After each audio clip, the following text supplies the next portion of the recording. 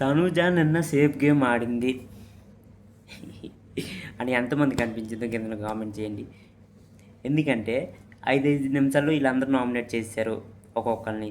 దాని తర్వాత big boss ఏం చెప్పాడు ట్విస్ట్, మీరందరూ నామినేషన్లో ఉన్నారు అని చెప్పాడు బిగ్ బాస్.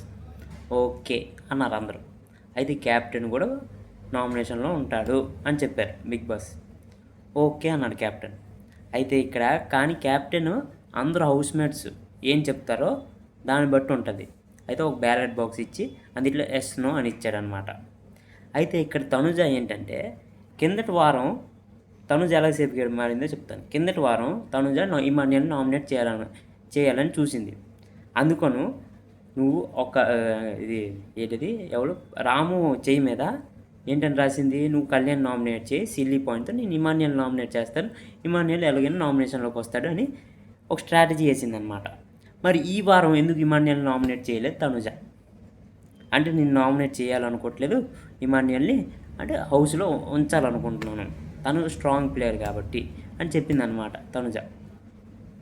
ఎందుకు కిందటి వారం నామినేట్ చేయాలనుకున్నావు, ఈ వారం మళ్ళీ మనసు ఎందుకు మారిపోయింది అంటే జనాలు ఏమనుకుంటారు దాన్ని బట్టి. అంటే ఆ పోల్ ఉంది కదా, ఫస్ట్ సెకండ్ థర్డ్ వచ్చారు, సెకండ్ ఇమాన్యుయల్ ఉన్నారు, మళ్ళీ జనాలు బ్యాడ్ ఇంప్రెషన్ పడిపోద్ది తనుజ మీద. ఆ కాలిక్యులేషన్తో తనుజ ఇక్కడ సేఫ్ గేమ్ ఆడింది. మీరు అదే అనుకున్నారా? అయితే కింద కామెంట్ చేయండి, నేను చెప్పింది కరెక్టా రైటా?